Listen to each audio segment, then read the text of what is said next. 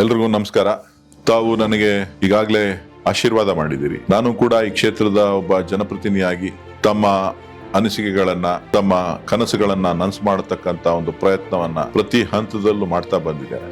ರಾಜ್ಯದ ದೃಷ್ಟಿಯಿಂದ, ಇವತ್ತು ಕನ್ನಡಿಗರ ದೃಷ್ಟಿಯಿಂದ ಅನೇಕ ವಿಚಾರಗಳನ್ನ ನಾನು ತಮ್ಮ ಮುಂದೆ ಇಟ್ಟಿದ್ದೇನೆ. ನಮ್ಮ ಕ್ಷೇತ್ರದ ಸಾಕಷ್ಟು ನೀರಾವರಿ ಸಮಸ್ಯೆಗಳಿಗೆ ಪರಿಹಾರವನ್ನು ಹುಡುಕುವಂತ ಪ್ರಯತ್ನ, ಬಡವರ ಕನಸುಗಳನ್ನ ನನಸು ಮಾಡ್ತಕ್ಕಂಥದ್ದು, ರೈತರ ಕಷ್ಟಕ್ಕೆ ಸ್ಪಂದಿಸುವಂತ ಕೆಲಸ. ರೈತರು ಏನು ಇವತ್ತು ಸಮಸ್ಯೆಗಳನ್ನ ಪ್ರತಿ ಕಂದಾಯ ಇಲಾಖೆಯಲ್ಲಿ ಪಡ್ತಾ ಇದ್ದಾರೆ, ಅದಕ್ಕೆ ನಾನು ಪ್ರಯತ್ನವನ್ನ ಮಾಡಿ ಸಾಕಷ್ಟು ಪರಿಹಾರವನ್ನ ಹುಡುಕುವಂತ ಪ್ರಯತ್ನವನ್ನ ಮಾಡಿದ್ದೇನೆ.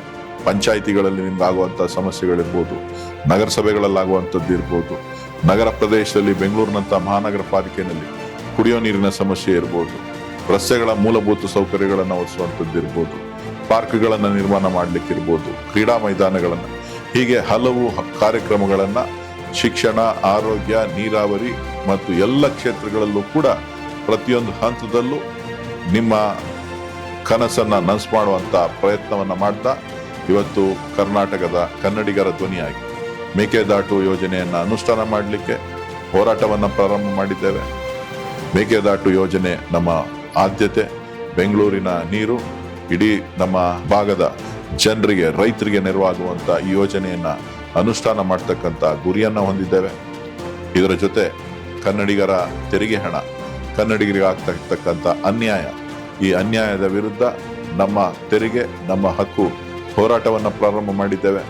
ಇವತ್ತು ಕನ್ನಡಿಗರಿಗೆ ಉದ್ಯೋಗದಲ್ಲಿ ಆಗ್ತಾ ಇರ್ತಕ್ಕಂಥ ಅನ್ಯಾಯ, ಇವತ್ತು ನಮ್ಮ ಉದ್ಯೋಗಗಳನ್ನ ಕಸಿತಾ ಇರ್ತಕ್ಕಂಥ ಉತ್ತರ ಭಾರತದ ವಿರುದ್ಧ ಧ್ವನಿಯನ್ನ ಎತ್ತಕ್ಕಂಥ ಒಂದು ಕೆಲಸ.